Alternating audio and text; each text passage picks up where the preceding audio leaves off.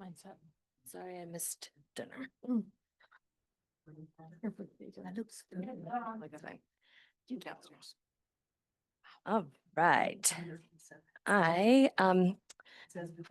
Dr. Warren, are you in the webinar? Is Ryan today? In Chicago. Yeah, probably. Thank you. Greg, could you please move me over? I'm in the audience, if possible. Taking off in 30 minutes. At a superintendent's conference.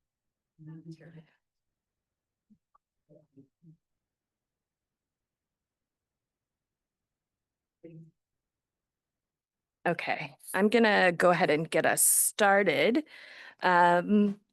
I would like to call the business meeting of the Portland Board of Public Education to order. It is Tuesday, October 28th, 2025.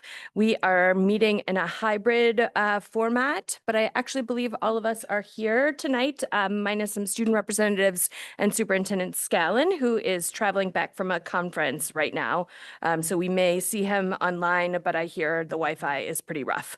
But we have Dr. Warren here, who will be holding it down with us. So, Dr. Warren, if you are ready, could you please call the roll? Well, Member Ali.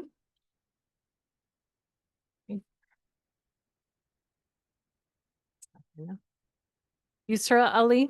Here. Vice Chair Bondo. Présent. Member Bryden. Here. Member Lena. Present. Member Noor. Here. Member Opperman. Here. Member Sawtell. Here. Student Representative Fitzgerald. Here. Student Representative Kintuba. Student Representative Lee. Student Representative O'Brien. Student Representative Ziegler. Chair Lentz. Present. Thank you. And now the Pledge of Allegiance.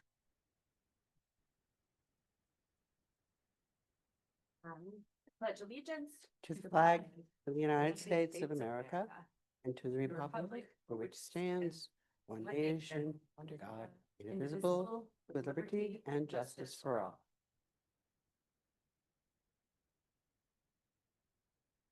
Portland Public Schools recognizes the original inhabitants of the land on which our city and schools stand.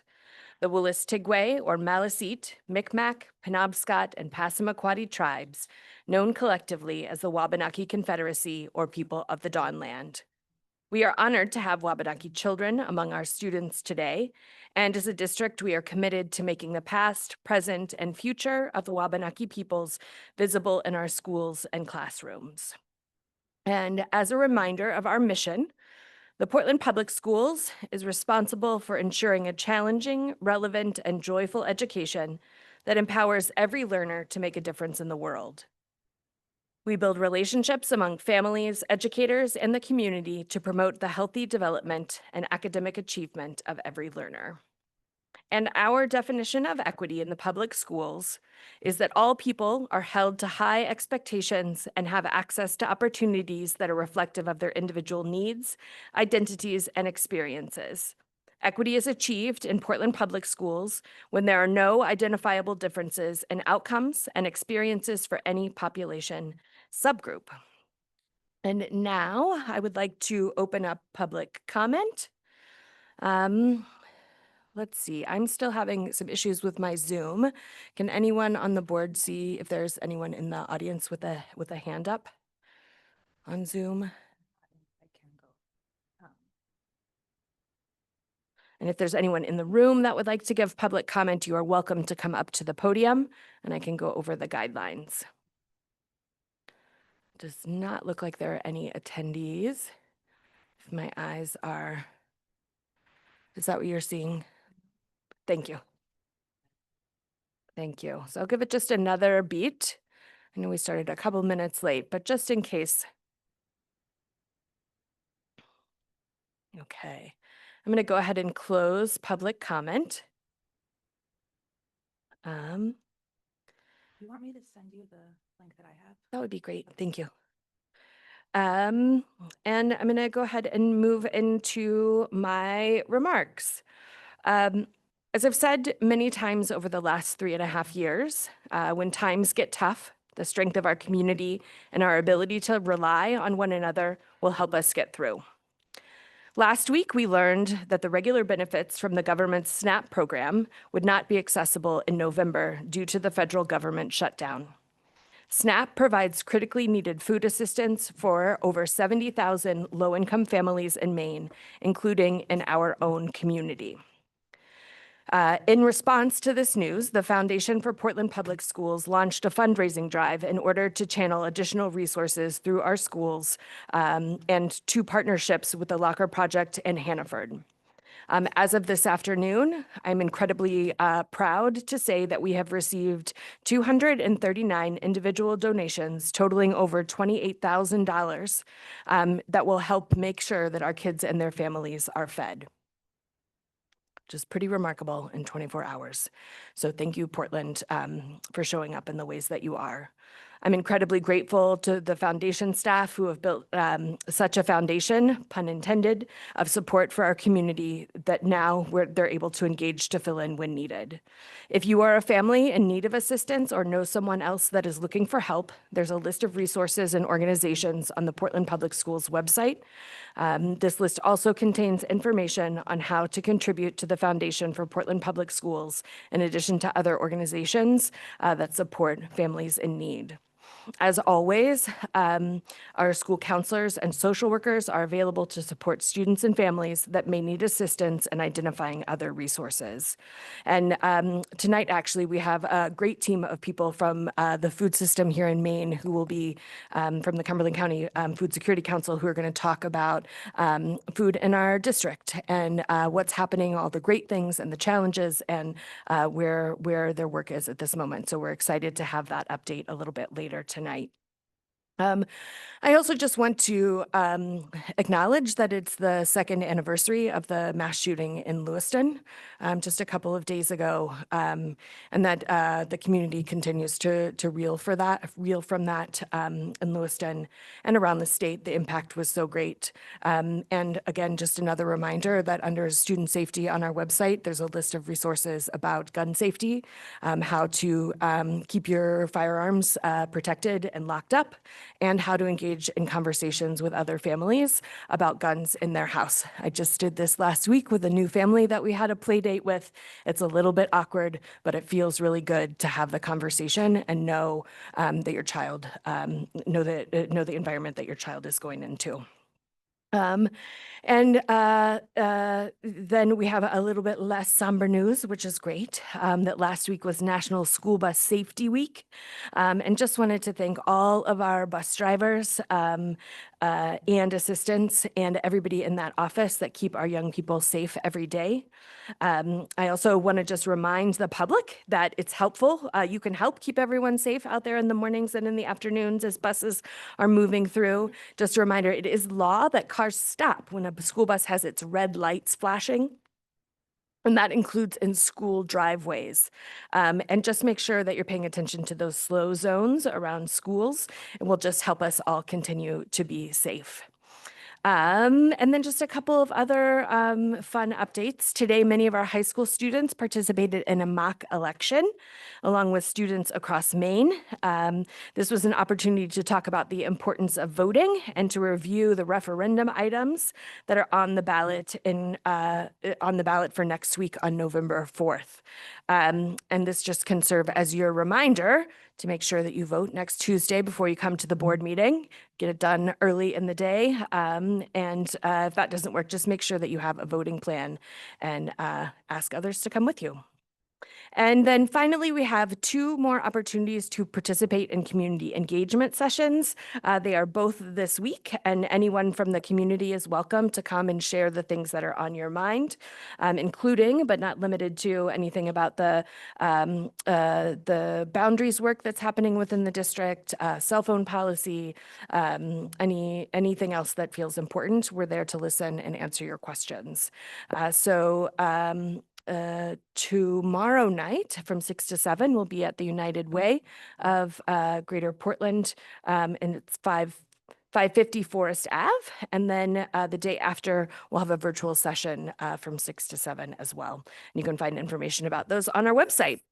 And now I'd like to actually turn it over to Board Member Lena, who is going to read a statement or talk a little bit about an experience that she had with some of our Wabanaki learning over the course of the last year. So go ahead.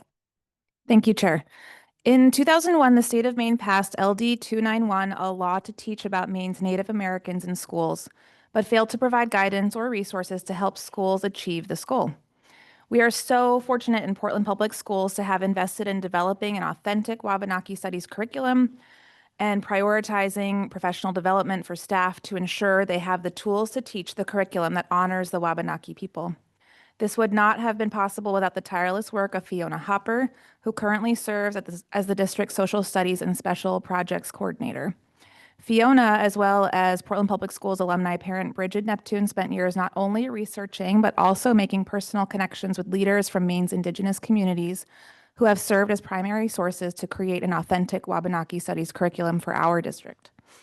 I would like to commend our teachers and school administrators for gracefully managing the many topics they are required to teach, along with prioritizing time and space to make sure we are not just checking the box of teaching Wabanaki Studies, but truly taking the time to deliver this authentic curriculum to our students. One of the ways that Portland Public Schools offers professional development to teachers is through the Penobscot Nation Summer Intensive. This program is run by Fiona Hopper and Deering High School social studies teacher Tyler Jellison, who has been instrumental in the development of the course and Wabanaki Studies professional development for PPS staff. I was fortunate enough to join the 2025 cohort of educators enrolled in this program. This course includes 4 two-hour sessions with homework and a 3-day overnight wilderness canoe trip to Sugar Island in the Penobscot River. The purpose of this trip is for educators to gain real-life experience learning from experts in Wabanaki traditions such as music, storytelling, and canoeing, as well as hearing directly from scientists, policy advocates, and storytellers about present-day issues Wabanaki people are facing. This experience for Portland Public Schools educators is invaluable, and the sentiment from the others enrolled in the course was the same. My biggest takeaways from my involvement in the Penobscot Nation Summer Intensive were, in Portland, Wabanaki Studies is not just a state mandate that we fulfill by checking a box. Connecting with local history, as well as current events pertaining to Wabanaki people, allows students to authentically engage with place in a real way beyond a textbook. Place-based learning is authentic, and we must remember the importance of traditional knowledge, culture, and history. We have an incredibly dedicated staff in Portland Public Schools. The teachers spent many hours reading and writing in preparation for our trip to Sugar Island. They were engaged, interested, inquisitive, and respectful. I'm eternally grateful to Fiona and Tyler for their hard work and dedication to ensuring this curriculum stays alive in Portland Public Schools, and to all of the Portland Public Schools teachers who are working every day to teach this curriculum. I am proud to be part of a district that is a leader in the engagement with Wabanaki Studies. This work is important, and Portland must continue to make it a priority. We have made a commitment to these communities, and it is imperative that we continue this work so that we do not become another colonial system that breaks promises to Indigenous communities. Thank you. Thank you, Board Member Lena. And as the mom of a 4th grader who's going to do field work next week, it's really cool to see it in action. So thank you for sharing that with us. Up next, we're going to have, well, we don't actually have actual superintendent remarks because we don't have our superintendent here, but we are going to do I would just call your attention in the agenda to the resignations and the personnel items that are there. Those are the ones that we do not vote on, but they're there for your information. And then we're going to move on to committee reports. So up first, we're going to have a report from Finance, Personnel, and Operations, and that is Board or Chair Bryden. Go ahead. Thank you, Chair. Can you hear me? Can you try again? Can you hear me? Yes. Super. Thank you. Okay.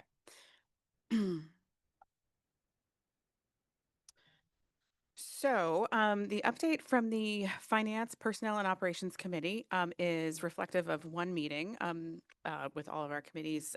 For October, there was one meeting instead of 2 because of Indigenous Peoples Day. One key item from actually yesterday's meeting was an update on main PERS activity. We've heard about this on several occasions and in several meetings, but we got an update on progress and also some challenges that the team is facing. The committee actually moved forward to the full board a staff request for an additional contract for Barry Dunn to be able to continue that work. And that we'll be seeing that as a first read later in this agenda. Let's see, we also got updates on technology and security improvements, which was really heartening to hear about. That also prompted a committee vote to move forward to the full board. The approval of staff recommendation to address one area of potential harm. We will be getting a first read on that a week from tonight on November 4th.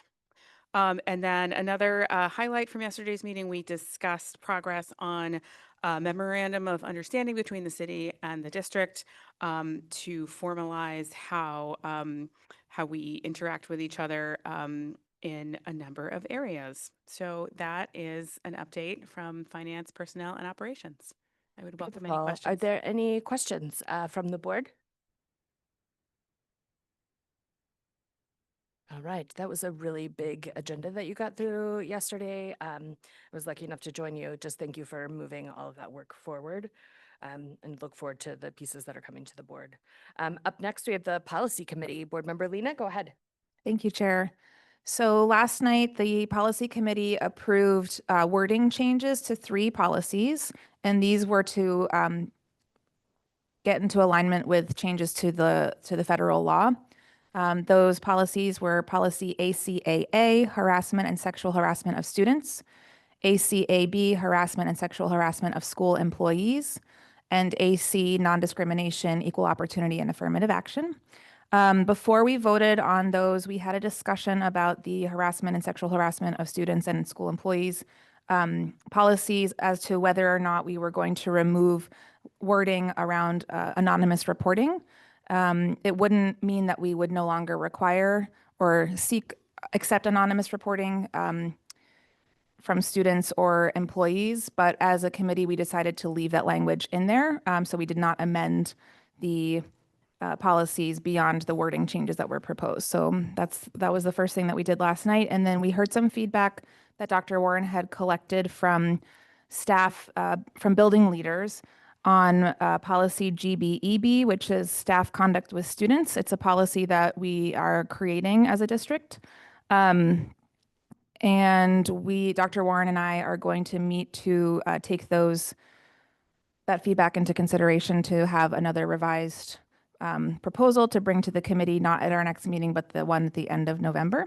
And another thing is that we have updated our proposed calendar. We have been getting policies that we need to look into and do some wording changes and things like that as we get new information from our lawyers. And so we have updated our calendar. At the next, what we need the board to do is review and vote on those policies that I just talked about, which I think will come next month. And then at our next meeting, we're going to be looking at policies around truancy, physical restraint and seclusion, public comment, and class size. Thank you. Any questions for the policy committee? My only question was to just remind folks what GBEB, the policy is. Yes. GBEB is staff conduct with students. Beautiful. So if staff have further input on that, they can email or come to the next committee meeting. Is that right? Yes, and I also believe that Dr. Warren will be sending it out to union leadership so that they will have a direct communication about that. Awesome. Any other questions? All right. So we can move along to curriculum and student success. Chair Opperman, go ahead. Thank you, Chair. It was a very busy meeting last night, and we are thankful for the amount of preparation that was done by the groups, which includes the special ed department and the multilingual department and technology, data and all, because we had a lot of information which it's gendered many questions, which will again be brought up at other meetings. Basic information was that we have 19.25% of students in the district have an IEP, which is a 21% increase since 2019. And we also provide services to 66 students who are not in Portland Public Schools, but are in private schools in Portland. And these individuals do not have what we call an IEP. They have what is called an individual service plan provided by Portland Public Schools. Even though they are in those schools, they need not be Portland residents. So that was something I did not know and thought would be was an interesting piece of information. As far as where the students in Portland schools are, there's a variety of 13% in one school all the way to 25% in another school, K through 12. And we had an explanation of what is a general education, self-contained, and resource room populations, how the ideas that students in special ed are not to be isolated, but are to be part of the major group. We have a breakdown on my report of what kinds of disabilities or needs are there. That we also was brought up the information of whether or not special ed students and jointly multilingual students were, there was no any disproportionality. No, the number of multilingual students who are in special ed is proportionate to the number of multilingual students in the regular population. The one thing that was of concern is, well, a good thing that was that the reading gap in these groups, in some groups, has improved, particularly between multilingual versus non-multilingual. That particular gap is smaller. For IEPs, again, the gap is smaller. But unfortunately, those that are economically disadvantaged are having increased gap. So the pressures of the world outside of the schools is quite difficult for these kids. Staffing is a concern, largely in staffing that meets with the students. Educational technicians are particular, but they have various other professionals that deal with behavioral, occupational therapy, and all those. The gaps that we had in central team, which were critical to coordinating special ed programs throughout the district, have been filled, so that hopefully as things go, it'll become increase improvement. One of the things that was addressed has a lot to do with what was brought up last year at the special ed conferences and meeting, and that was how to improve the services that are there, focus on how well trained are staff in their particular area, particularly, and so the special ed department is set up programs for developing capabilities amongst and also creating and maintaining consistent structures in all specialized programming. We have a big district, things seem to be different all over the place. The other piece is IEP, individual educational programming, that is being more standardized, so the communication between schools, between teachers improves. And a big one is getting families in the loop, individually and as a group. So there will be some meetings. Data is being processed and all. So I could go, I will, I still haven't got to multilingual. I said this was an incredible evening. So these are all things I think that people don't realize about special ed, and I think that's really important. In multilingual, I really appreciate the fact that the department explained what the LAO plan is. That's the legal foundation and blueprint for providing English language development services to multilingual learners. This is an illegal situation nationally. Came up in San Francisco to begin with. And from that, this year they're spending a good deal of time in design phase to improve programming. The Center for Applied Linguistics is conducting a review of the ESOL and the Spanish immersion programs, and we should be hearing from them in February. The team is also revitalizing. Several years ago, the board passed programming on a resolution on that all teachers should have some background in ESOL, and that is being revised. In fact, some teachers are taking Spanish and Portuguese because of that, which I thought was really cool. Outcome-wise, there's some great improvements in multilingual in some areas, but not so in. We're still behind in a number of areas in what we have. The last thing was middle school update on enrollment, and I'm not going to say anything on that because I believe we're having some enrollment information presented later on, but it was interesting. Thank you. Oh my goodness, I can't wait to watch this recording. It was. Thank you for all of those updates, and thanks to the staff behind that who is pulling all of that together. Really, really appreciate it. Any questions for Chair Opperman? Yes, Board Member Sawtelle, go ahead. Why does Portland Public Schools provide specialized programs to students from out of Portland who go to private schools here? We are required by federal law. Thank you. Anything else?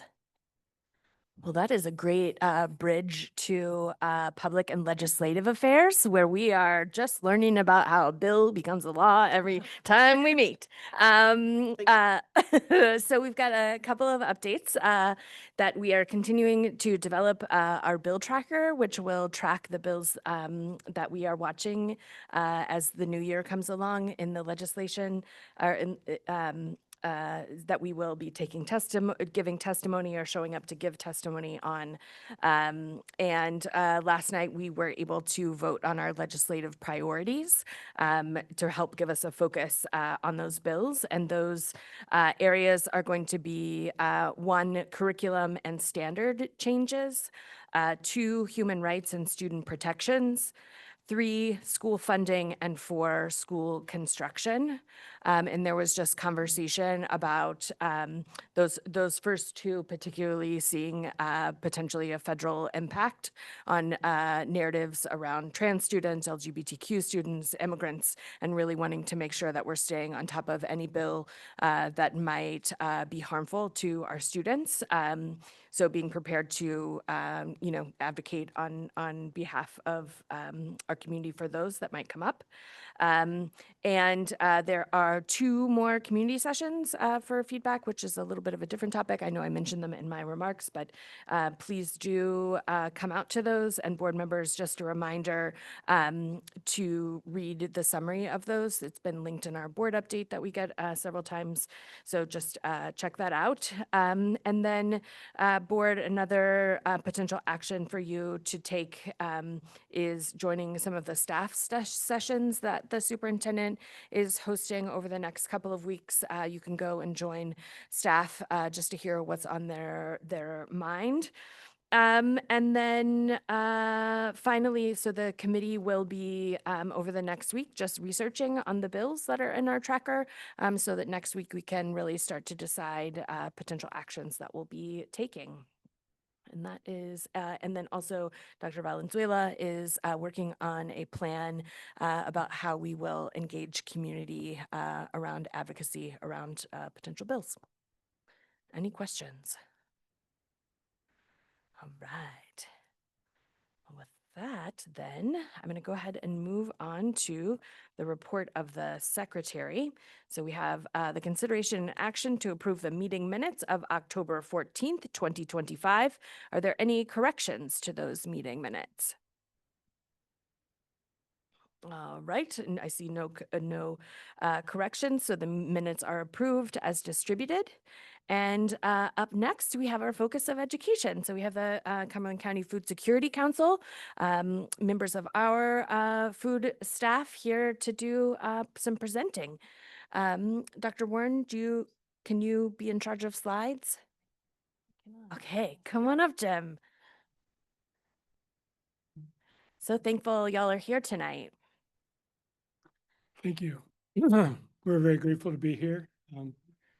It's nice to see old friends and expect to make some new friends tonight. Thank you for your service to our students and community. Thank you, Chair Lentz, for getting us here. I know when I reached out to Superintendent Scallon this summer, we were hoping to celebrate some good work that we've been doing together. And tonight we're feeling a little more somber considering where things stand. We're really grateful to the foundation and all the work that Portland Schools is committing to protecting the students and families from hunger and from the trans students. When you talk about the laws that are out there that are being considered, there's so many vulnerable families and students that are easy targets right now that we need to be really vigilant about protecting. So I will talk to you about a project we began in 2017 at the behest of Superintendent Bottano with a parent who we'd been talking for years about food insecurity in Portland schools.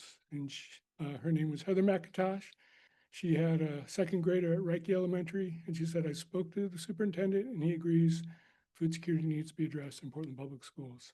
So we began meeting that summer, brought people together to from a variety of areas to talk about a holistic approach to addressing food security in Portland Public Schools. It was at the moment when Ron Adams was transitioning out as food service director, but superintendent immediately assigned the new food service director, Jane McLucas, to work with us. As you can see, our mission is pretty straightforward. It's to build food security in our schools, and in our belief and our vision is that all students have the right to nutritious, culturally appropriate food that allows them to attain their full potential, which I think is very much in alignment with what you folks around the table believe. I instructed my team that we had an ethic when we went to work with educators that, because my wife was an educator in Portland schools for more than 30 years. So in working with educators, we weren't going to ask people to do more. We couldn't ask teachers, we couldn't ask custodians, we couldn't ask ed techs, couldn't ask music teachers to do more. We had to create space for them to align with our mission if we wanted them to help and bring resources to the table or add capacity from our team. So that was the ethic that we continue to hold as we do this work. I know how hard everyone in schools works. They're underpaid, they're overworked, and they really want the best for their students. So they're going to make space to do that when they have the opportunity. There's a little bit of history up there. I think the thing I want to call out in that history is the really innovative approach we took. We looked at the whole school food system. When you look at the bottom, the first row in the bottom, we had 5 action groups that we mobilized after we did an assessment. We spent a year doing an assessment with some really great researchers and formed 5 action groups.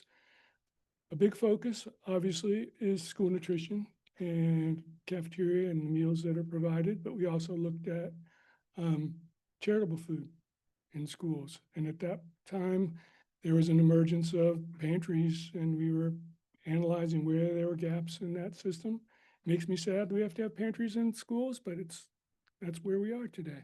We were looking at nutrition education, who was bringing external resources and what the curriculum was that kids are learning in schools. About how to nourish themselves.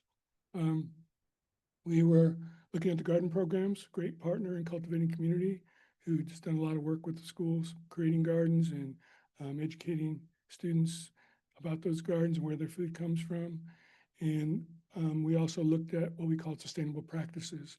And that included everything like at Royal Elementary when they wanted to replace their plastic forks with metal forks. And we did a pilot project to do that.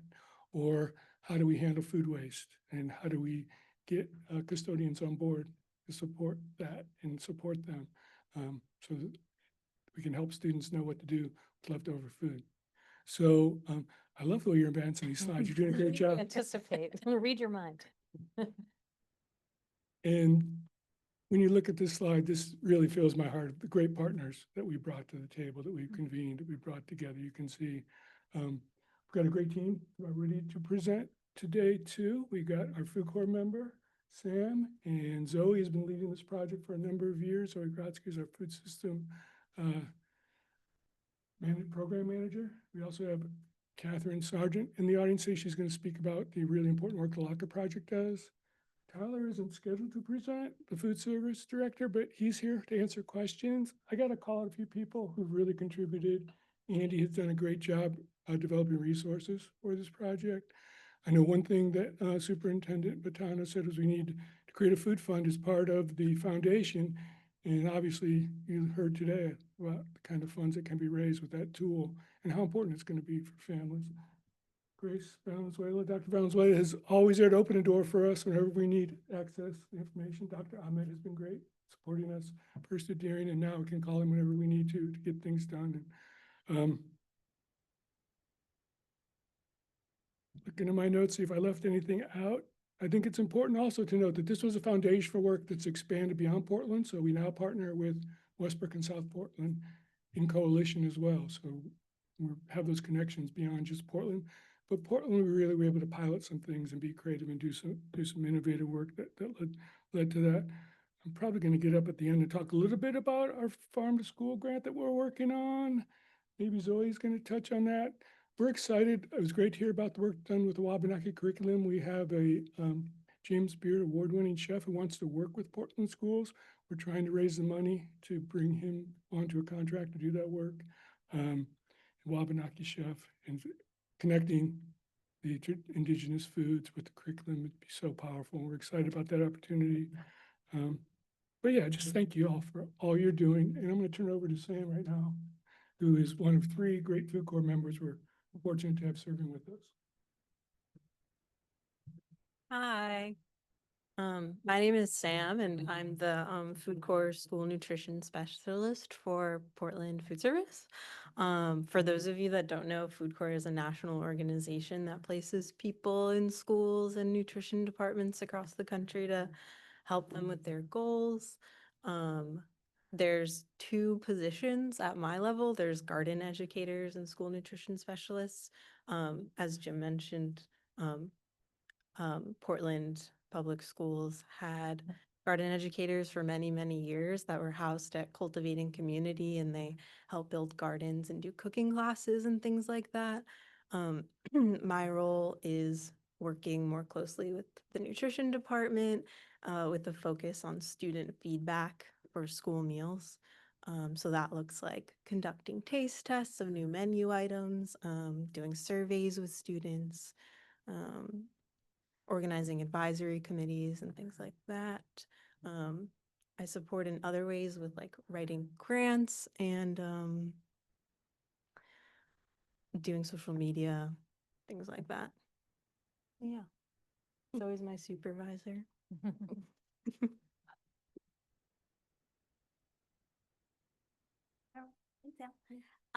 Hi, I'm Zoe Grodsky. I'm the School Food Systems Manager at Cumberland County Food Security Council. And I'm so lucky I've gotten to work with Portland Public Schools for the last 4 years. And it's just been amazing to see this work grow and change. And Sarah, you can go to the next slide. Thanks. So I'm going to talk a little bit about some of the programs we work on, specifically federal nutrition programs with Tyler's great team in the food service department. But I just wanted to put this up here, the cost of a lunch tray, to sort of see when we're talking about school nutrition, all the pieces, you all know, all the pieces that go into making it possible, and, you know, the small amount that the school nutrition department is working with. So they're able to do some really amazing work, having to consider all of these costs and what they're working with. So go to the next slide. Oh, I think things moved around. That's okay. Okay, so I'm not going to start talking about federal nutrition. I'll start here. That's great. So I want to talk a bit about a program, the Food Fund, which Jim mentioned, and I think Andy's talked about, that we run in collaboration with the Foundation for Portland Public Schools. We just completed distributing our October 2025 grant cycle, where we distributed $10,000 to 9 projects across Portland Public Schools, working on building food security in those 5 areas that Jim mentioned. So if you want to look at the specific projects that were funded, they're on our Food Fields Learning website. But there was really a range. It was about school gardens, in classrooms, at Deering and Lincoln, culturally appropriate food pantries at the Head Start and at Lyman Moore, culinary skills at Casco Bay and Deering, culturally relevant school meals with the Halal School Meals Network. So it was really a range of projects, and that is just part of the $67,000 that we've distributed through this fund since 2019. And Andy and her team are doing really amazing work as we're heading into this month of SNAP cutbacks and people losing a lot of access to critical resources, to make sure there's really those emergency supports available through the food fund for social workers to support their students and families that they work with. So yeah, really grateful to be able to work on this project and to be able to support teachers who have amazing ideas, make those ideas come true around food security. All right, so now I'm going to talk about the federal nutrition programs. I was here a few months ago with the outgoing food service director, Jen, and Khadija Ahmed, who's the director on the Halal School Meals Network. So I'll just give you all a bit of an update since I know you've heard about this project before. But yeah, the Halal School Meals Network is a project that we run with Food for All Services, which is Khadija Ahmed's organization, in Portland, South Portland, and Westbrook. It was really born out of work that we were doing here in Portland around culturally important menu developments to ensure that all students in those school districts have equitable access to Maine's universal school meals, especially now as we're heading into this time where folks are losing their access to those resources. To get food, we're looking at how can we expand who's able to access universal school meals. And so we're really proud that since April, all Portland public schools have had a daily halal option on the lunch line, and summer meals also had halal options. So that was new this summer. And all students are welcome to enjoy the halal meals. I'll show you the menu in a little bit. And they're all produced by trained staff at the central kitchen. Even if students don't choose the halal meals, but they're looking for maybe a similar option, there's no pork or pork products served in any Portland public schools. So that means a lot of students feel comfortable choosing other options. So expanding that access. And to make sure that these meals are what students and families are looking for, we've engaged in a lot of community feedback and student engagement. So Sam's been really critical in making that happen. Right now we have monthly halal quality management team meetings at Deering and Portland High School, where we go in and we meet with the students and they can tell us what they think of the meals. Next month, Tyler is going to be bringing samples of the halal meals for the students to try and give us feedback on, tell us what they like, what they don't like. They do promotion and, we're going to be making some videos and posters. They're really, they're the customers. So making sure that we're hearing their voices. And then, engaging in events like parent universities, back to school events that we've presented at, to make sure that we're there. The community knows they can give us their feedback. We want to know what they want from this program. So on the board, we just have the menu. Right now it's a weekly rotating menu just to make sure that, we have those options solidly down. The preparation is always guaranteed halal. So there's a beef and bean burrito, a veggie burger, which is also sometimes a kelp burger, crispy tofu and rice, teriyaki chicken and rice, and chickpea curry with rice. And then there's always hummus and sun butter sandwiches available. So many options for students. And we're definitely working with Tyler to expand those options. He's a chef. If you've never tried his food, it's quite excellent. So working on expanding those options, but making sure that we just always have that consistent option available for students so they know it's there, it's on the lunch line. When we go in and ask students if they know about the halal meals, they all know where to find them, they know where the sign is. So yeah, making sure that we just have that education piece down and there's consistent options available.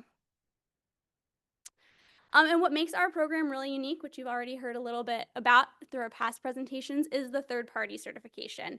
So when we started talking to families about what they wanted from a halal meals program, we heard that having it third-party certified was one of the most important pieces to be able to actually guarantee that we know the ingredients are halal, the preparation procedures ensure no cross-contamination, the serving line we've looked at. And so we work with the Islamic Food and Nutrition Council of America, and they actually contract with Khadijah, so she's our local on-the-ground rep, to develop that halal flow. We're in every single kitchen, looking at how they're serving meals. We're working with Tyler in Central Kitchen on how he's doing his production. Ivanka reviews every single ingredient that is going into a halal meal. We're doing annual trainings with food service staff, going into the kitchens if they have questions, going to talk with school staff if they have questions, and then providing audits and halal certificates for the facilities. So it's really quite a intensive process to make sure that we can guarantee these meals are halal. All right, and then another project that we're really excited about is the Portland Farm and Sea to School team. So bringing all of these incredible pieces that are going on in these different areas of food security kind of into one place. So Luke Truman, who's here tonight, had the great idea to gather a group together to go to the Maine Farm and Sea to School Institute, which is a year-long program that about 3 to 4 school districts get to participate in every year. This year, Portland is one of those school districts. And so we had the great opportunity to go in July to their academy program at the Ecology School in Saco. We spent 3 days learning about all sorts of incredible farm to school work and program ideas and talking as a team. So you can see up there on the top is our mission statement as a Farm and Sea to School team. And so we talked about what our goals were, and specifically this team is Longfellow, Lincoln, and Deering, in addition to many community partners such as us at Cumberland County Food Security Council, Food Corps, USM, my East Columbian Street Food, Cultivating Community. It's really quite a big team. It's really exciting. And so we talked for a while about what are our goals for these 3 schools, and then also what would it look like to really make this happen in these 3 schools, and then really implement it district-wide, embed these programs that we're working on in a way that there's, real investment and a model for how to do this in the rest of the district. So on the next slide, I have some examples of what we're working on, including increasing local procurement in the cafeteria, building partnerships with local producers for the cafeteria. So regularly right now, empanadas from my East Columbian Street Food are on the menu. They're awesome. I would highly recommend going to eat them at school lunch. And so how can we build other partnerships with local producers, increasing student engagement through the work Sam is doing, but also partnering with, Portland Public Health with their former SNAP education program, expanding school gardens for the cafeteria and the classroom. Can we grow food in the school gardens that Tyler can use, that can go into the school meals, or that teachers can use to do culinary education? How can we reduce food waste and do composting? So looking at bringing in USM students to work with high schoolers on implementing composting in some of the high schools, and then really building community partnerships all across the district so that these farm to school activities that we love and care about are really just embedded in the work that we do. Anything you all want to add about that team? Our inclusion or the institute was paid for by Foundation for Portland Schools. Yes, thank you, Foundation for Portland Public Schools. So the institute, the academy that we went to over the summer, and the institute, it's a program that has a cost associated with it. And so the Foundation for Portland Public Schools covered that cost for the Portland team to be able to participate in the program. So it is a year-long program that we'll go through, and we have some coaching from the Maine Farm and Sea to School network. And then we really hope to, make these programs sustainable and continue the work of this team beyond just 1 year. Just some fun things that this team has already been doing. Cameron, who's the sustainability teacher at Lincoln, and Tracy, who's the alt ed teacher at Deering, did apple cider pressing with their classes and got donations from local orchards. Tyler got hake and served with local hake from Fishermen Feeding Mainers program. Kristen and Tracy applied for a food fund to get a cooking cart, and Cameron and I collaborated on a lesson about kelp because we're serving kelp burgers on the menu right now in his class. So. Yeah. All right. Well, thank you for hearing about those programs, and Catherine, I'll pass it over to you to talk about locker projects. Thank you, Zoe, and thank you all for having me here this evening. I wanted to give a little bit of an overview about the Locker Project and what we've been up to. I want to start with just a bit of review for folks who might not be familiar with what we do. The organization started more than a decade ago at East End Community School. There was a parent volunteering in a kindergarten class who saw that some of the kids were coming in without a snack and just sitting during snack time waiting for their classmates to finish. And so she began to bring in snacks for that classroom, and pretty soon she was bringing in snacks for lots of classrooms, and it grew into a small school pantry in the nurse's office. The Locker Project formed as a nonprofit in 2014 and spread into South Portland and Westbrook. Pretty soon there were about 20 school pantries. In 2017, we started doing fresh food, so rescuing fresh food from supermarkets and bringing that right to schools and setting up free fresh food tables. Almost doubled in size in early 2020 for reasons I'm sure you'd understand. And so we've continued to grow and evolve in response to changes in community need and feedback. The slide is kind of a snapshot of last year. We have several different models where that we use to distribute food. You can see the numbers on purple bags and green bags, more than let's see, almost 6,000 purple bags, more than 8,000 green bags. And those are mostly go home with elementary school students. You might have seen, if you're at an elementary school building, our vans pull up with banana boxes. And so we are at most of those schools every week. I just looked to see what the numbers were this year. We're serving 120 families at Reiki with those bags every week. Right now, 90 at East End, Talbot and Ocean Ave around 40. And then we also have fresh food events at the middle schools and high schools, which is a better model for older kids. They get to choose the kinds of things they want to take home. We also have school pantries in those schools. Family boxes we provide to case managers. Often that's for families where the kids are too young, that are preschool or younger. And they take them, they do home delivery with those. So we partner with a number of agencies to provide those. So we're getting the food out to Portland families in a number of ways. You can see on the right, it's more than 1,000 children. It's a little tough to gauge exactly the count in the middle schools and high schools because we don't know how much overlap there is week to week. We don't want to set up any sort of identification to create a barrier. So we just are content with not know exactly what the numbers are, but that's my best guess. Last year, it was about 260,000 pounds of food that was shared with Portland families, which is a little less than half of our total. So Portland does make up about half of our total programming and about half of our costs as well. This year, I need to raise $680,000 for the programs that we have planned for this fiscal year, which goes through June 30th. And then finally, that box in the middle gives you an idea of how we're funded. I apply for more than 50 grants a year, and then we've been trying to grow our individual and business donations to try to make our funding streams a little more reliable. As you can imagine, right now is a pretty crazy time. We've had a lot of offers of assistance, lots of food drives are going on, but we've also had steady calls for people kind of panicking where they're going to get food and what's going to happen.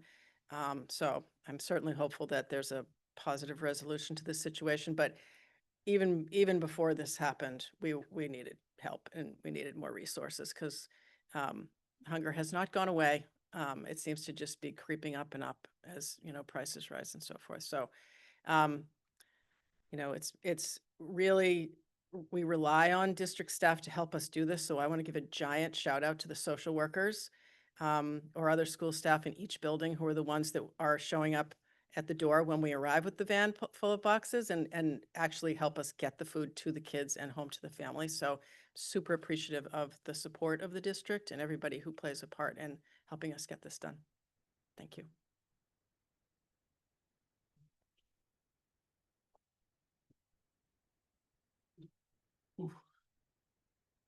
A somber note to end on, and it's important to acknowledge that reality. We're here for questions on anything we presented, or yeah. Beautiful. I bet you're going to get some. Vice Chair Bondo, go ahead. Yes, thank you, Chair. So, thank you so much. I'm so glad to see you. I have 2 comments and 4 questions. So how you want me to proceed? You want me to get all the 4 questions so you can answer one by one? Sure. Okay, so I will go with my comments first. And I'm so grateful because I like the 2 aspects of the presentation. The first is just the coalition aspect. Then we have outside of the Portland. So it's not only Portland now. So we are covering different areas with the local project as well, because I always believe that the food security is not about privilege, it's about the human rights. And I think our kids and students, they really deserve to be fed and then having the nutrition so they can be able to access and have those opportunities to grow academically. And secondly, the really thing that I really appreciate about the project is about the proactivism and the pragmatism that we're building now by building emergency provision with those circumstances right now. So our kids who are relying on those programs, they can be fed and they can access some of those nutrition needs for them to grow. So those are my 2 comments. Really appreciate what all of you are doing. For my 2 questions is mostly on the data and the feedback mechanism I just heard. When I see the need and the choice of the food and preferences of the kids around the district. So I'm just wonder, are we gathering those informations to Very much. try to find the right choice for the kids, for the food for the kids?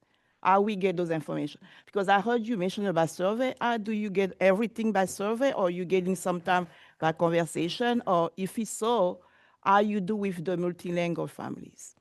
This is number 1. Yeah, that's a great question. So we use a few different methods of feedback, and Sam and Tyler, feel free to chime in on that also. So some of it is from surveys. We've had 2 high school internship programs where we've taught the students about surveying and about school meals, and then they've surveyed over 800 Portland students and families on their school food needs and preferences. So we've learned a lot through those surveys.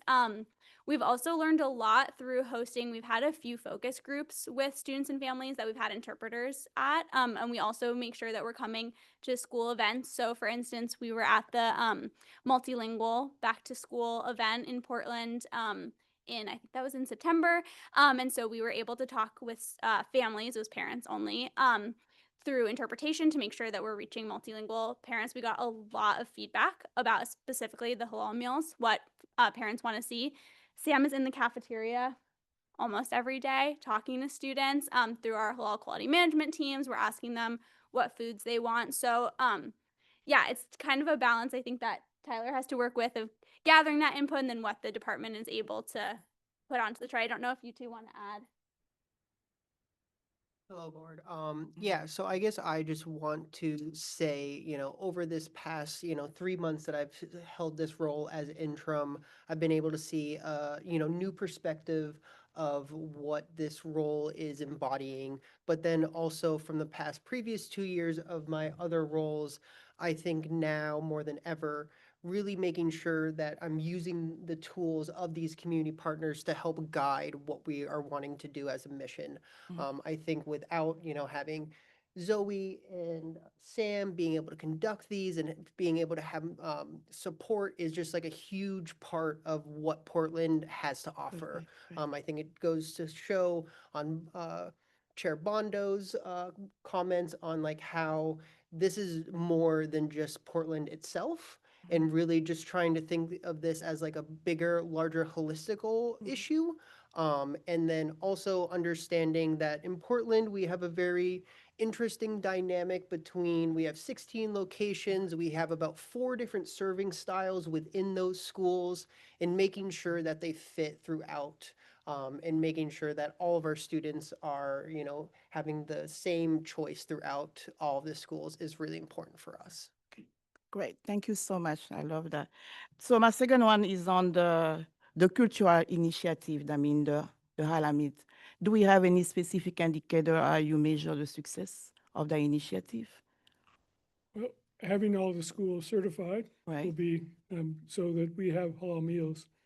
Do you want to speak? You guys can speak to that. Yeah, so I can definitely speak on that. When I started about 2 years ago, our overall scratch made preparations were just around 5 to 8%. This previous year, we've gone all the way up to around 21% of speed scratch. A lot of those are being culturally relevant meals. I think it just kind of comes by nature when we are producing these meals, and it could be as simple as making correct sofrito, making for rice, or making jollof puree for the rice. So it's just little things like that, but really making sure that we're hitting all different cultures, not focusing on just one, making sure that we're, reaching Polynesian food and we're also reaching, West African, and trying to balance those between all of the menus is kind of the fun part about this field for sure. But then making sure, kind of also what Jim spoke on as well, understanding where we stand as a department and trying to make it work within our existing parameters that we do have to face, and trying to, have our teams all come together while producing these meals is really important for us. Right. Thank you. So my third question is about, I see kids are enjoying food, but I love the waste food. I think the waste part, the food waste. I think we mentioned about the compost and everything, the student from USM. So I'm just wondering, I was wondering to understand, how do you see your food wastes before the new initiative and compared to now? It takes constant attention to Okay. maintain not wasting food. So someone's got to be there to kind of, we set up some systems which were effective. And we had people focusing on them in different schools. But what we've learned is that they need to be sustained. There needs to be champions in the school, someone who's going to be paying attention to it, whether it's a custodian, sometimes it's someone who cares about the environment, teacher who cares about the environment. So it's a tricky thing to sustain. Do you have any thoughts? Any additional thoughts? Okay. Board. So I'm Luke Truman. I am a parent of students in the Portland schools and am on the garden committee, or co-chair of the garden committee at Longfellow Elementary, but also an employee at the University of Southern Maine. And I am working closely with the honors and ESP, environmental science and policy instructors, or that group, to get University of Southern Maine students into the Portland schools, and working with funding from the Maine Economic Improvement Fund to actually pay for internships, for service learning internships for students, to USM students, to get into the Portland schools to do project work, and then also build in that consistency. And so we have, last year we had a student that reported to me that was in a bunch of schools getting kind of a lay of the land currently when it comes to the food waste programs, and who has composting, who has shared tables, and how successful are those programs. We have a plan right now to have up to 6 interns, each working 10 hours a week, for the spring 2026 semester. And the plan is to continue that semester after semester. And so these 6 will be focused in alignment with the project, the Farm and Seed to School Institute project. So they'll be focused at Deering High School, Longfellow Elementary, and Lincoln Middle. And then we're gonna take the systems that are built in there and then kind of feed that across the district. But there are some schools that are doing a great job, that have the right people in place. But as Jim mentioned, you're really relying on a champion, Right. instead of it being really systemic. And so, what we want to do, if we are successful in the long term, it's going to just be built into the program. and then people can come and go, and the programs will subsist. And so that's our number one goal, and our number one goal is to, or another priority is to really get it right at the schools that we're going to be working in the spring semester, and then expand that model out so that we can really focus district wide. Thank you so much. That's a great project. So my last question is on the locker project. I am a fan of that project for years. And I just want to understand how diverse is the distribution to families. And if we have any hardship or challenges to find some cultural appropriate food for the families. And then also, if we have a system where family can be well communicated to know exactly the value of that local project. So we've done a couple of things lately to make this a little easier. One, we launched a new website in August that does have translation built in it. So Right. it's a number of languages. It's much easier to figure out what's going on with our new website. I would say in every case, the best thing to do is for the family to talk to the social worker, because it really depends on the school, what the models we have going on. And then we also have sort of some things that we can customize if the program that we have there doesn't work for them. We can figure out what we call family boxes. We do purchase culturally important items like different oils and flowers and things like that people are looking for, and then try to direct them, to the right schools or the right pantries, the right, So we do work on that quite a bit, but it all comes through communication with the social worker at every school. Okay, right. Thank you. I just want to say thank you so much for what you do. I really appreciate you and your passion and your support for the family. So Appreciate thank you so much for the presentation. yours. Thank you, Chair. Thank you. Other questions from the board? Board Member Ali. Ali, go ahead. Hello. Just a quick question. I was at Lyseth, I think. I was at one of these schools over here, elementary school, and I'm sorry, there's a lot of schools. Why y'all laughing at me? And I was serving with a representative, a senator that came to visit, and I saw the burrito that was halal. It was really interesting, and I just wanted to know if it was like, is that specifically made here in Maine, or is it like shipped in from? I think I have the answer, but I'll let Tyler. Yeah, so that product we are purchasing, it's from Myanmar. It is probably the national leader in producing halal meals across the nation. I want to say they're out of Chicago. We're getting them through a distributor. And again, we've worked very closely with that. They've also been fully audited by our AFANCA. So again, it's something that we are just sourcing. And then we are also providing, when you see the popcorn chicken, it is also a Myanmar product as well. Okay, awesome. No, thank you. I saw, and I was interested in figuring that out. But you guys are doing great, and I really appreciate all the work you guys are doing, all the pre-checks, the investigative, like all just making sure everything is right. So I really appreciate that. Board Member Lena. I was just going to add something in really quickly, which is you're just asking about Maine products. One thing that is really exciting is that there is now a halal chicken slaughterhouse in Maine. So we're looking into getting local halal chicken. So that is really exciting. Sorry if I'm speaking too soon. Can I have just a quick follow-up?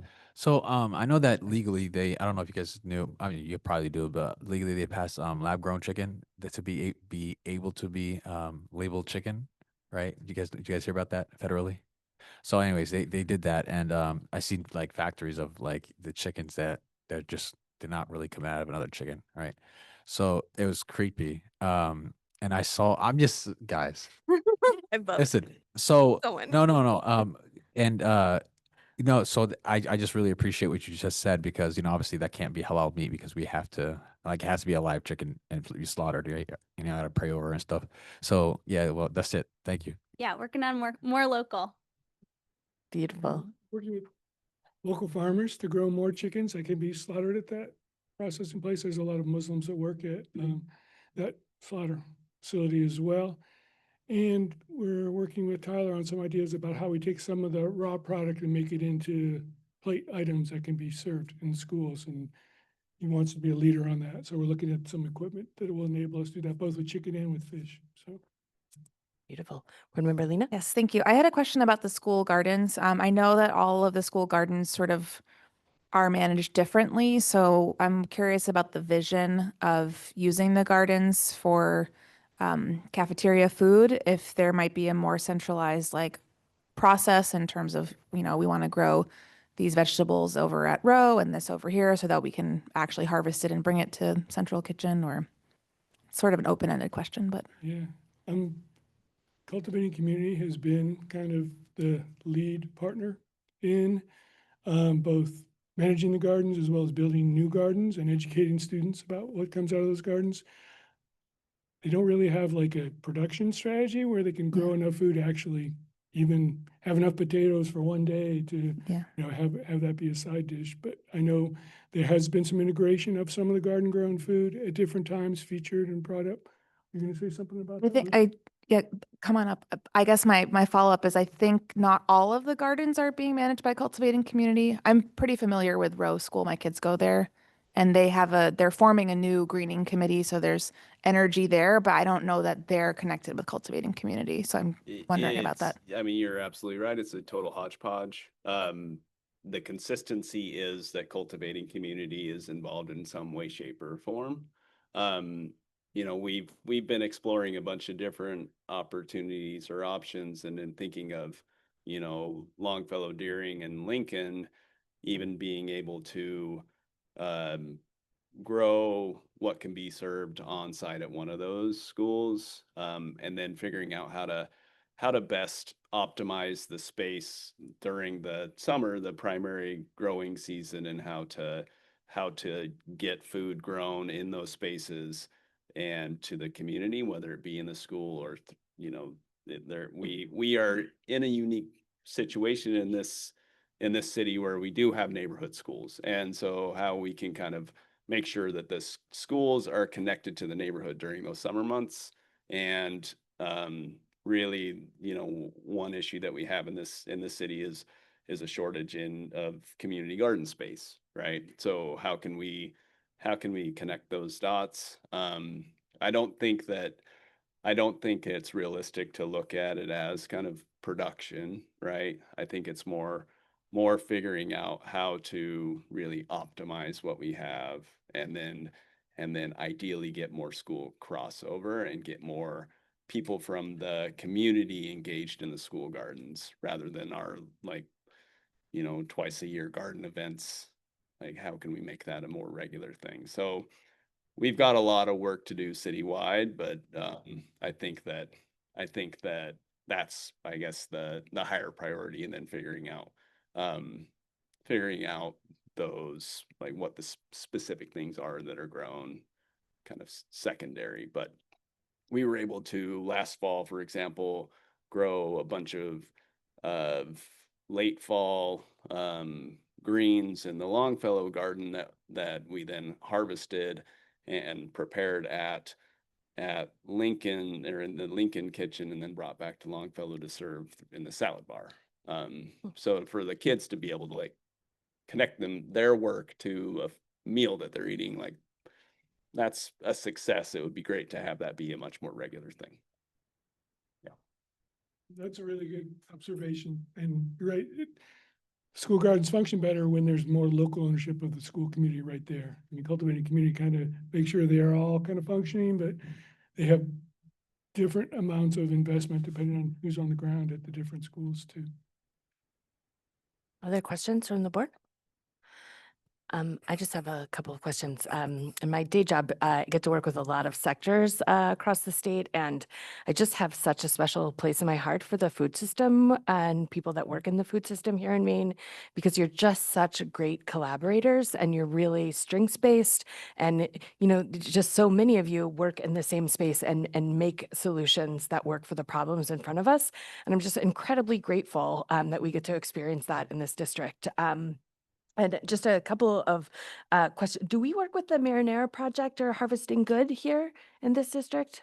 Yeah, well, I mean, they have Ron Adams developed the marinara project. His recipe resides still with Portland Schools. So actually, Portland Schools buys all the ingredients from Somali Bantu Community Farms, Liberation Farm. And so Portland does that themselves, right? Awesome. I'm correct in that. And Harvesting Good, that's the broccoli project. Yeah, the Harvesting Good, we do purchase it. We don't really run frozen broccoli that much because of just the logistically of like how we're serving. We generally do a lot of raw broccoli in our salad bars. So there's times that we'll use it, but the majority of it is just raw, fresh broccoli. No, that's fine. Just curious about that. And just want to thank our legislators who approved universal access to meals again. I just am so grateful that they made that decision. I see the impact on my family and just the impact on school culture around there's not shame in getting food if you need it. And I just think that it's absolutely tremendous. So thank you for that. And can you please tell me a little bit more about the kelp burger and like, how does that land in the elementary schools? I'm curious. Well, yeah, no. So the kelp burger is developed by Andrew Wilkinson. He is out of North Coast, which is a company out of Boston. He was previously a chef, and what he is doing is he is getting all of the kelp out of Casco Bay. It is a large farm out of Scarborough, and what is very convenient for us, it is IFONCA approved product. So for us, it kind of goes twofold. It's a local product that we're being able to use. It's a sustainable product that, kelp is the easiest growing product in basically all of the ocean. And then also two, we're able to serve it as a vegan and halal option. So it's kind of just this all-encompassing thing. And I think truthfully, once you eat it, you don't really taste kelp. And I think if you were to taste test it side by side, it's one of those that, if you're really seeking it out, you would probably find the nuances. Oh my gosh, I'm But so excited about yes, this. Can yeah, I we buy have them locally? available every day Okay. or every Monday or Tuesday Okay. on the meals. I'm all right. Awesome. Thank you. Yeah, board member Ali. Yeah, one last comment. So I'm really into food, right? So I'm alkaline based. I got my stuff right here. So this is CMOS. But like kelp is actually like I think it's number one when it comes to mineral based all plants when it comes to like the sea vegetables, and then sea moss is number two. So I know people hear about sea moss a lot, but kelp is top. It's high in iodine. So thank you. Just what a great example of meeting challenges with unique and awesome solutions that benefit so many people. So just thank you for all of your work, for coming here tonight to share, and for all you do for our students. I know it's hard right now, but we got your back as much as we can. Thank you. And we couldn't do it without your support. So thank you for investing in this work and letting us lead. Thank you. Yeah. Wow. Oh, feels good to have some good news. Thank you, everyone. All right. And now we're gonna move into enrollment. Dr. Warren, is that you? Do you want to give context? Who's presenting for that? That is Haley Didrikson, who's just coming up. Hello, I'm gonna share my slides here.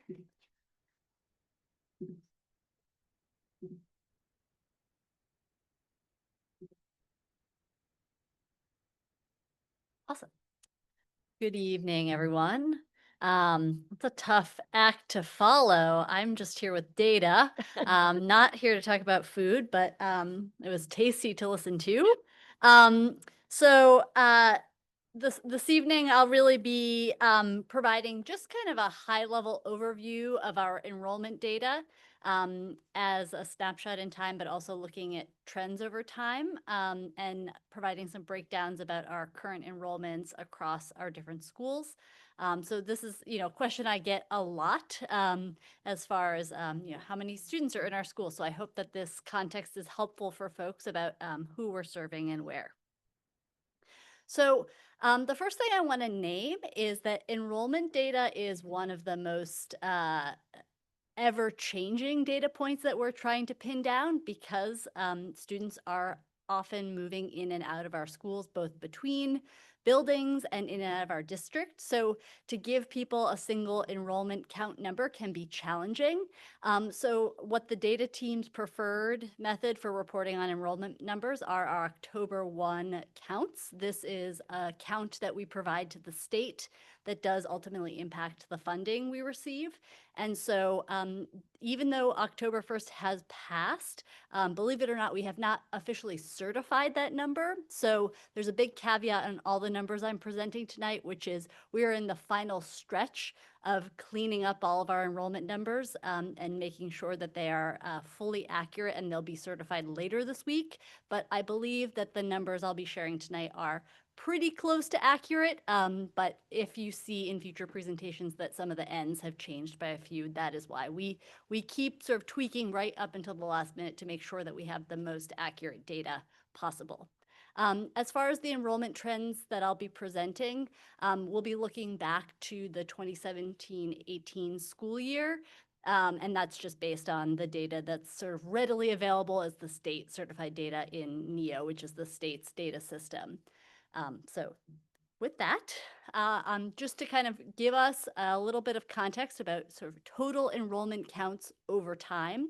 So it may not be a surprise to many of you to hear that sort of national and state trends over time have shown declines in enrollment in public schools. What's interesting about Portland Public Schools, sort of bucking the trend, is that PPS did see a modest rebound in enrollment in the 23-24 school year, in contrast to many school districts that continued to see the decline after the pandemic hit. So kind of an interesting trend in our data. But I will say that our current enrollment counts, we do see a decline this year after sort of that rebound that we had seen in the 23-24 and 24-25 school years. And so when we look over the last 9 years, the overall percent change is just shy of a 7% change over time. So again, we do sort of follow a national and state trend, but did have kind of an interesting blip in our trend line in the past couple of years. So obviously, as we start to disaggregate our data, it helps us to understand sort of what may be driving different trends. Now, it's important to note that we can't necessarily attribute sort of causation to our trend lines, but it does give us an interesting piece of information to observe and notice and think about how it might impact our resource allocation. But so one thing, as we look at our enrollment trends, disaggregating to look at student subgroups, when we look specifically at multilingual student enrollment trends over time, we do see an interesting trend here where there was a noticeable increase in multilingual student enrollment in the 23-24 school year. And so that, when we think about sort of that blip in the sort of trend line, the rise in the trend line, it does appear that that may have been partly driven by an influx of multilingual students coming into PPS in the 23-24 school year. And so then kind of following that line to present day, as we've seen a slight decline in multilingual students enrolled, the overall enrollment count has also declined. So when we then look at other student subgroups, so you'll notice the red line is economically disadvantaged students, and there is no dot on the trend line for this particular metric. This is one of our most complex data metrics to construct because it requires multiple sources of data. And so my team was plugging away today, but they didn't feel confident in presenting a number because it requires multiple sources of information to construct. So we will not have that economically disadvantaged count for today. But you can see, in looking at that trend over time, we have in the last couple of years seen an increase in the number of economically disadvantaged students. And then, of course, as we look, we have the multilingual group that's represented on this chart overall, as well as we look at special education students with IEPs, where actually that trend line has been relatively steady with a slight uptick even in the current school year.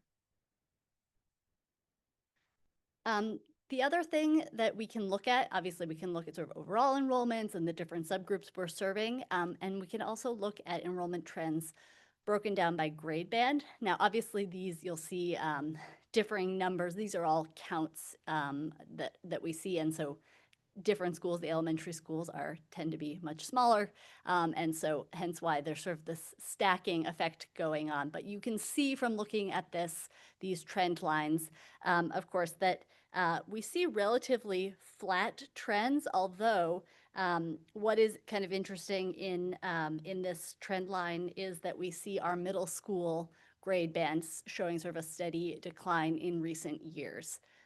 And again, what is, I guess, perhaps interesting but not surprising, knowing what we know about overall enrollment counts, is again the 23-24 school year seeing increases in enrollment in elementary and high school. Okay, so this chart, this one you might have to download the slides and really look carefully. There's a lot to fit on there. And I even had to exclude peaks and cliff because the gap between the sizes of the buildings made it too hard to read the chart. But what I am hoping you can take from this very busy chart as we look at sort of enrollment trends across our elementary schools is that we actually have had a fair amount of sort of variability in terms of total enrollments in our elementary schools, and that it's not, there's not a clear trend that's happening in elementary overall, and that it's actually individual schools that are seeing different peaks and valleys at different points in time. So whereas, for example, we see Longfellow and Ocean and Talbot seeing some declining enrollments over time. Places like Rowe in particular and Reiki have seen increases. We have some schools that have a 1-year kind of influx. And so I think that some of these could be driven just by shifting, enrollment counts driven by students who live in the neighborhood, but it also could be, related to different political pieces. This is looking at over time. So obviously, as Portland has changed, enrollments change. And so you kind of see that manifest here. And so we don't have a clear driver for this variation, that the story of enrollment may be tied to the specific individual school and what was happening in that neighborhood at that time. When we look at our middle school enrollment trends, this is a sort of interesting one, and the curriculum committee sort of dug into this one more deeply, and I have an appendix at the end of this deck if people really want to dig into this particular trend. But what is interesting when we look at the middle school enrollment trend is overall enrollments, of course, declining substantially over the last 9 years. But I think what really jumped out to folks in the committee and those who have looked at these slides is just seeing the decline in particular at Lincoln Middle School.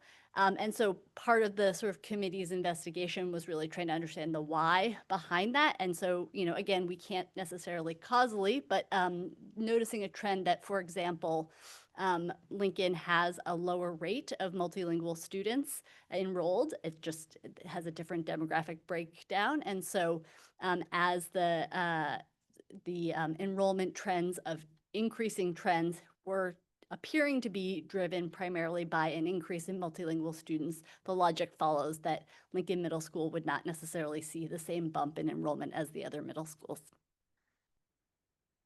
And then lastly, when we look at our high school enrollment trends, we look across sort of the bottom of the chart here and we see that Casco Bay has had quite steady enrollment trends over time, which is logical given the nature of the lottery system and sort of the cap on enrollment that's set by that. But we do see some interesting trends here in terms of changes in Deering and Portland and seeing different trends going up and down over time. And so kind of an interesting thing to see that sort of flip-flop of trend lines happening over time. And so the other thing, as I mentioned, that enrollment counts do impact our funding. And what is challenging when we talk about enrollment numbers and how it's impacting our funding is that we're doing these projections about resources needed based on projected enrollments. And so in comparing the October 1st enrollment counts with what was originally projected for each of the schools, we see overall that we projected a greater number of students in almost all of our schools than actually enrolled. The problem is that over the course of the year, we will probably see this many students come through our doors, right? We have a modest churn rate in our district of many students moving in and out.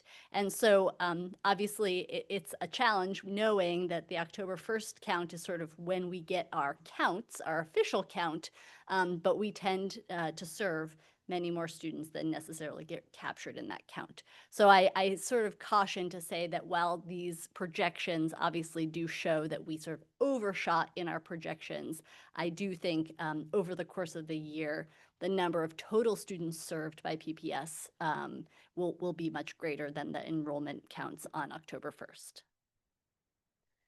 And so that's kind of an overview. Does anyone have questions? Sorry, let me go down to Board Member Bryden and then we'll move up. Go ahead. Thank you, Chair. Thank you so much. I love data, so this is great. I have a question. So you were talking about the decline, particularly at Lincoln, and feeling as though it's tough to say why. Certain numbers are showing the way they are. I noticed in the appendix there's a chart about where kids went. So they left us and they went someplace else. I'm curious whether, because that chart doesn't have it by school. Is that data available to disaggregate? Like, could we look at the Lincoln numbers in terms of where those kids went?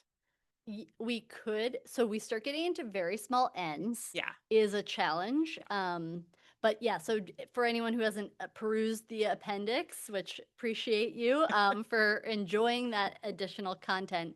So one of the things that is noteworthy is that when we look at the exit codes attached to students when they leave the district, we have state required exit codes that we attach to the student. The most common reason a student exits our district is to go to another school district in Maine. So, so in terms of thinking about, like you could hypothesize, why is that? Well, maybe it's that families can't afford to live in Portland, and so they're moving elsewhere, and they're seeking housing in a place that is more affordable. And so, obviously, we don't know definitively; it's not causal, but that certainly is, I think, a helpful piece of information. But then when we start getting into some of the additional exit codes that we have access to, things like whether or not they went to a private school, a charter school, or homeschooling, it's actually quite small in terms of the ends. And so we probably could disaggregate, but we may not be able to present publicly because we do have to suppress ends less than 5. Yeah. Oh, okay. All right. So because I noticed that in the appendix slide, the departures to private school, if you're looking at 4th through 8th, it's like it spikes at 5th and 8th, which makes sense to me. If you're a family and you are moving from elementary school to middle school or middle school to high school, that would be when you would make a decision like that.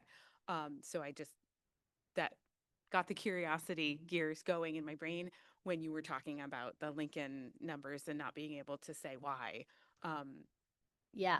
No, I think that it's a really interesting question. And I think the thing that I caution, which it makes it hard, right? This like distinction between causal versus just a trend data, because I do think when you look at the demographic breakdown of Lincoln, part of the enrollment decline may just be inherent with the shift in the population that it is serving. And therefore, when we look at non-multilingual students declining over time, that may actually just be mirroring the district's trend rather than anything specific to those spikes might be more prevalent at Moore or King or what. Right, who knows right. with But those. certainly, I think this is data we've been having some fun with in the curriculum committee, so we might be able to dig in a little I deeper. can watch the meetings. Yeah. Yeah. Yeah, you should.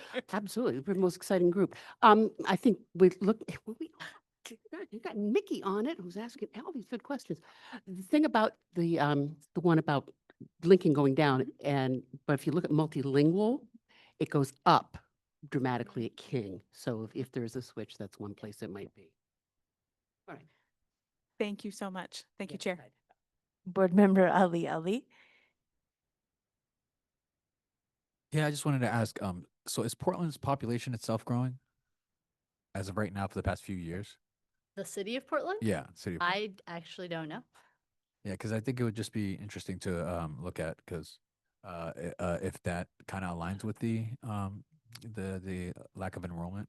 Yeah, I mean, I do know overall nationwide enrollments in public schools are declining across the country, and in Maine, it's at a higher rate than the national trend. But I don't know. I guess people are having fewer kids.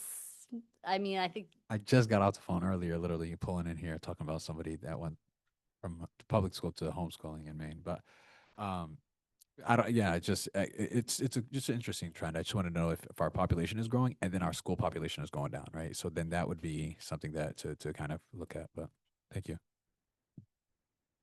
Great question. I'm over here Googling as fast as I can, but I can't get to it. No, yes, Vice Chair Bondo, go ahead. Yeah. Thank you so much. And I think I'm just going to go back to my question yesterday evening.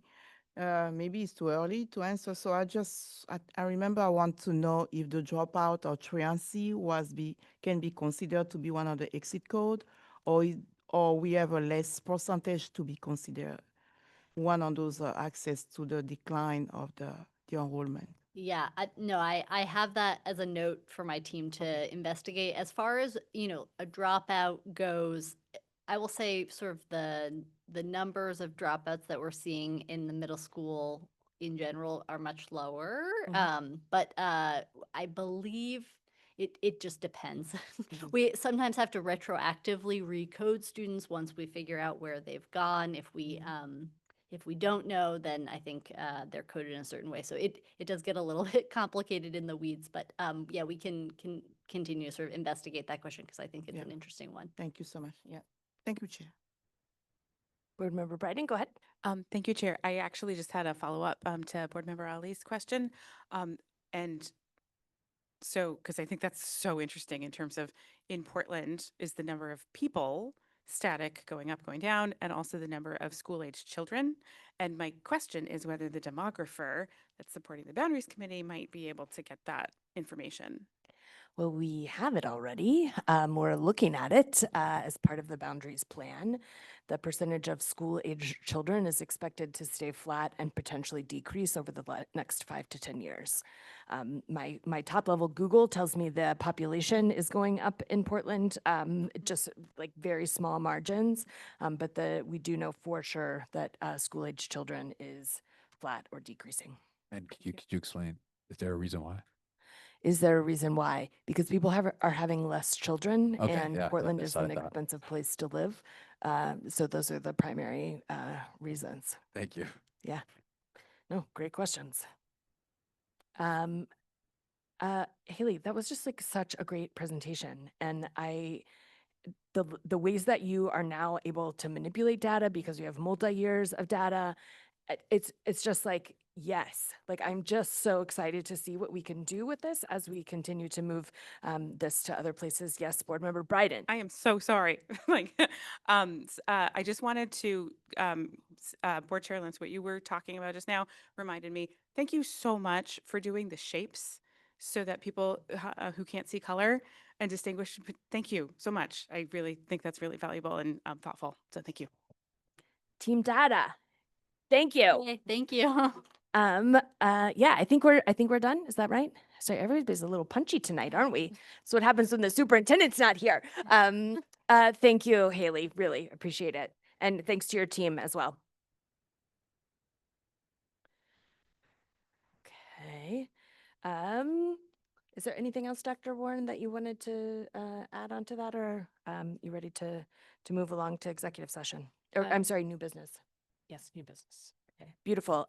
So tonight, as alluded to by the Finance Committee, we have our first read of a consideration and action to approve a Barry Dunn contract.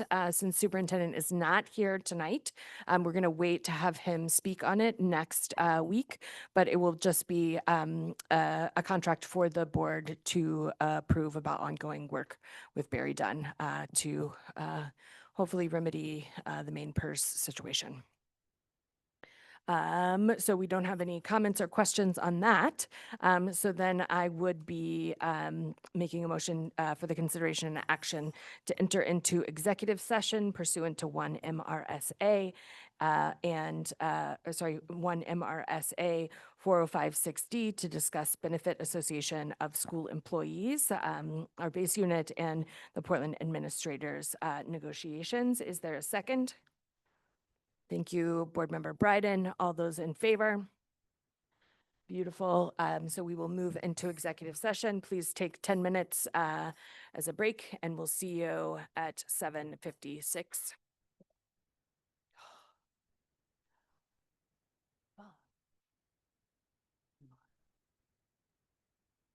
We do. Did you go to the meeting? No, that's, I noticed. Makes me happy. Yeah, okay. Makes me So they had their first meeting a week or so ago? Grace, It- can you put that here? It was, I don't think they got. You leave the yoga here? information Here, too, and all. Sound bad.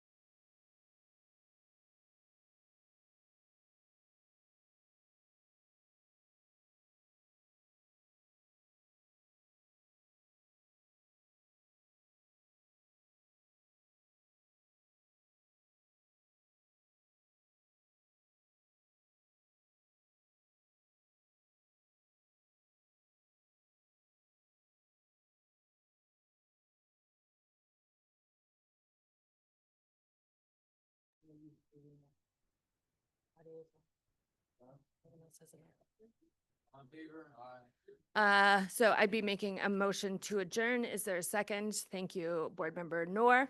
All those in favor? Thank you. We are adjourned at 9:15.